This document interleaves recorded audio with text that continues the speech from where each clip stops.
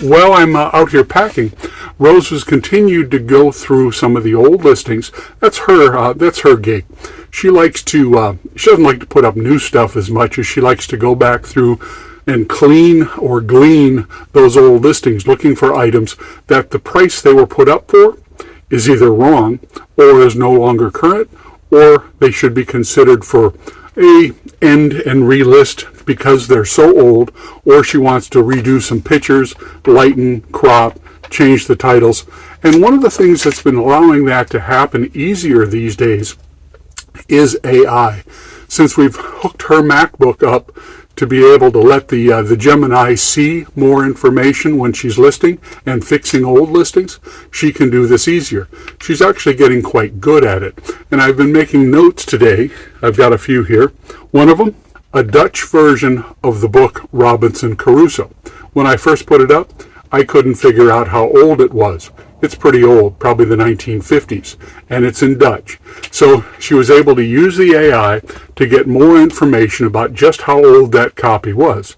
And some other information, keywords, because I didn't have much to put in the title back when I was just looking at the book in a language I didn't understand, and hopefully relying on the photos to get it sold. Well, now that listing has been improved, so we'll watch it and see if her work produces a sale. Because like answering the questions for the buyer about that Walking Dead soundtrack, yeah, one likes to think that the extra work to put into a listing or to satisfy a buyer's questions results in a sale. It is, after all, why we do this. These are examples of specialty machinist tools. One of the listings she was working on today was this one. It has some knurl knobs and some spinners. In addition to the photos being a little yellow, and I took care of brightening those, she needed to figure out if there were some better keywords to sell this product, because it had been around a while. And that was one of the challenges I faced when I initially listed it. Now, I've been selling tools for over 20 years, but every once in a while, if there's no model number or no name brand, it's hard to describe something unique like this. It takes a 1/4-inch socket. It has a flexible end. It has a spinner. And you can put those words in, but it really doesn't do a good job of identifying this to a search algorithm. So we actually asked the AI, and the AI gave Rose some better words to put in as keywords. Then the other words that got bumped because you're character limited, we put those down in the description. So now we'll see whether the work on this listing has solved the problem and whether it sells in the next few weeks. Here's a similar one. This one, she wasn't working on this listing, but I'll have to ask her, now that she's more informed about the first one, if she should take a look at this listing and make some changes as well. Now, while I have this one out as an example, we should talk about another issue. This one's about 21 inches long. That pushes it into the USPS overlink surcharge category. But you'll notice it's not very big. It's not very heavy. So if this sells, what I will do is I will put it in a square box rather than a long rectangular one. I will put it in a box shaped like a pizza box. And if I can angle it like this, and neither of the box dimensions are larger than, say, 20 by 20, this can ship out as a regular length USPS item. And I can keep my prices for shipping down that way. Now, the next item she was working on updating, this is a sleeve that goes over the UV water filter. It's a Trojan. Information's here on the end. But again, this is a long item. These are not something that are going to sell all the time. And it brings up the point that the AI can now give you a much better comp value than just searching eBay. Because if items like this don't sell very often, where is eBay pulling the value data? Where the AI can not only tell you what it originally retailed for, it can tell you quickly if there are any active listings, any recent sold listings, and where to price point that item. So the AI is consistently becoming a more useful tool for more things as time goes on. In fact, I used it yesterday to buy myself a new pair of work suspenders. I like the 2-inch wide ones. When I go shopping in town, I sometimes look for them, and they're too short. I'm not that tall of a guy, but the ones on the hooks in the stores, even if they're a good brand like Carhartt, they're simply not long enough. And if you look on eBay, they say things like one size or adjustable, but that doesn't really solve the problem. So what I did is I pulled out one of the newer sets I have, a Carhartt, and I wear them with my dress clothes, but I checked the length. They were like set to 50 inches. But if you look on the eBay listings, when they do give a size, it'll say something like 43 to 47 inches. And I need like 49 or 50. So I asked the AI. I said, my old suspenders have a tag. It has a number. Is that a model number? And it came back and said, yes, that's the model number that used to be on the longer Carhartts. And then it gave me a new updated model number. It also told me that Carhartt makes suspenders that are 48 to 52, and that's what I need. So I used the AI information, I used the suggested keywords, and I researched for that. I looked on Amazon, I looked on eBay, and I went ahead and tagged them in different colors. Even if they were new with tags, they weren't giving the length information. So I settled on narrowing down to those that had a 52-inch listing. I woke up to find 3 offers from sellers, a red one, a tan one, a black one. Well, one of the black ones, it didn't have the length even though they were new. I took a look at the best offer from the best person I had looked at yesterday, found the best price plus a 20% discount, and I made that purchase. And the reason I mention this is because we're sellers, but we're also buyers. And if we can understand a little bit more about how buyers think, because we're buyers, we can probably set our listings up to sell more. We can certainly utilize offers to do the same things for the potential buyers that we like to have for ourselves. And it was faster than going out to each one and saying, is there any tag info about length? Can you tell me what the maximum length is? Because that's still subjective. It's open to interpretation.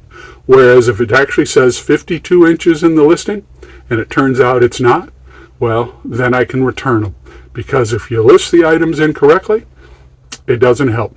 Another one yesterday, I had mentioned that putting away all the items that were in the draft bank prematurely left me with some rework to do. Well, one of them was for a pair of Clark's boots that Rose was working on. And the location didn't appear. So I've got the draft, the photos are done, the text is all done, but there's no location. So it's like, where did I put those? They were in the last clothing bin that was in the guest room. So what I did is I searched the other things that I knew had gone in that bin, and I found the location on those. And I'm thinking to myself, well, let's see what the AI has to say as I confirm the information that's typed in on this draft. The AI came up and said it could clearly see a reference number on the inside of those shoes.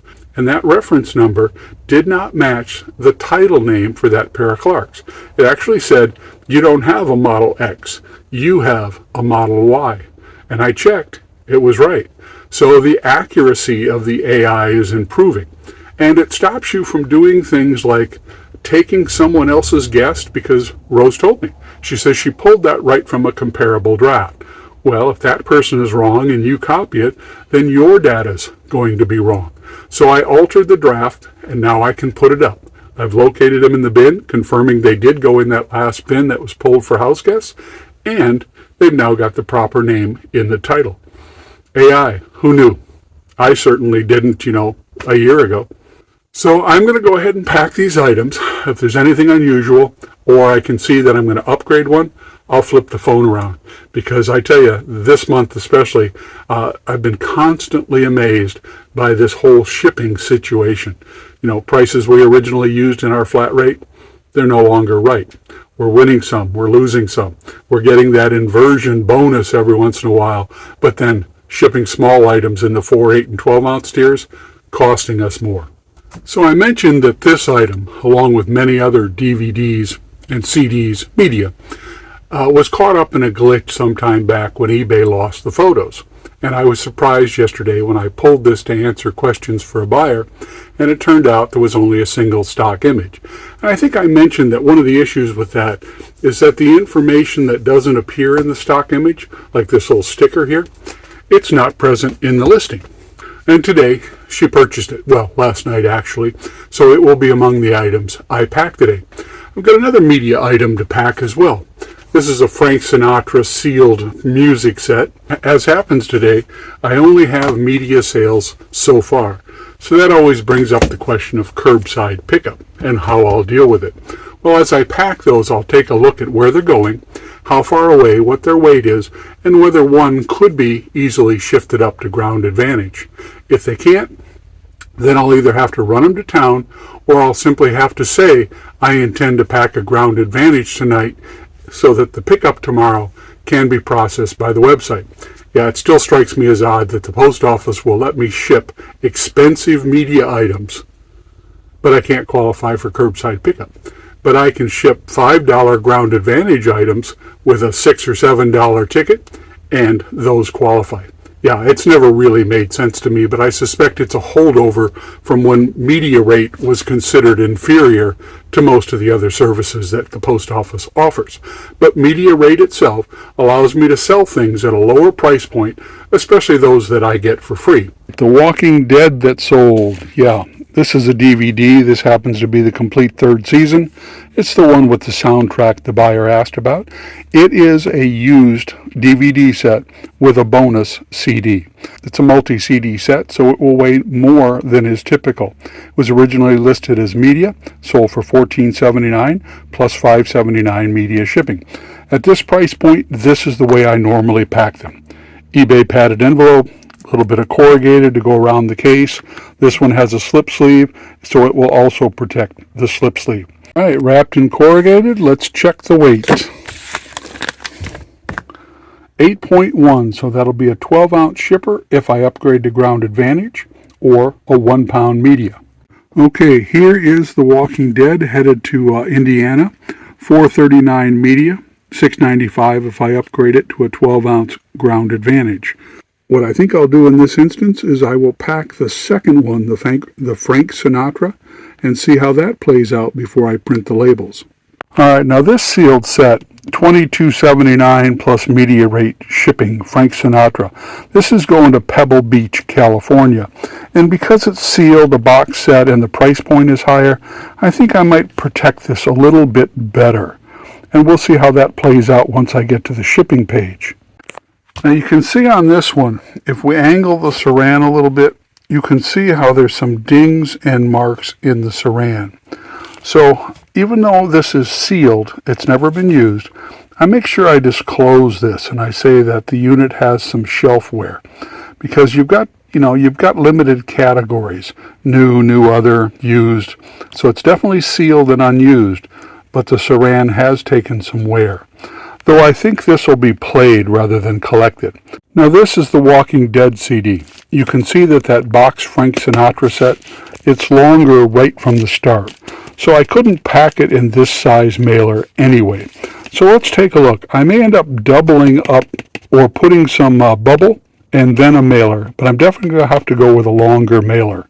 Yeah, the unit itself, 1 pound, 4.7 ounces, before I even consider it a mailer. Now what I could do is probably drop this into a small box, and if I could push that up to 2.1, the ground advantage inversion might actually be cheaper than the media.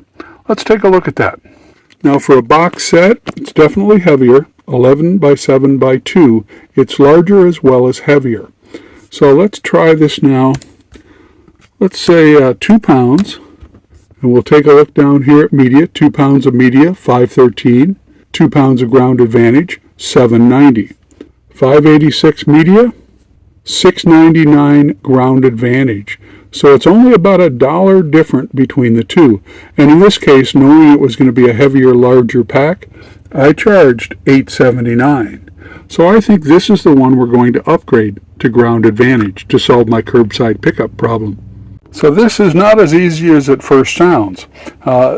If I take the item wrapped in cardboard and I take an entire 12 by 6 by 6 box, I'm still only up to 1 pound, 10 ounces. I need to pick up another 7 ounces. So I could fold the box without resizing it and put in a bunch of crumple. Or I could double wrap it with some scrap cardboard until it's actually 2.1. and then I save myself a box. I don't expend a 12 by 6 by 6 new eBay box, so I don't spend money to make money. In this case, it's also the curbside pickup issue. I need a Ground Advantage pack. So in the end, it's just too hard to add all that extra weight. So we're going to pay for a 2-pound Ground Advantage label. Upgrade this one from media, get it to the buyer faster, and solve my curbside pickup problem. And the last thing I did before hitting print on this label, check my inbox to make sure I didn't have another sale, a new sale, that would go out Ground Advantage to push this one back into media. For those who watch the channel regularly, I appreciate it. For those who comment, I'd be curious to know, do you sell media? Do you have curbside pickup? And how do you solve those days when media is what you're shipping? Only media.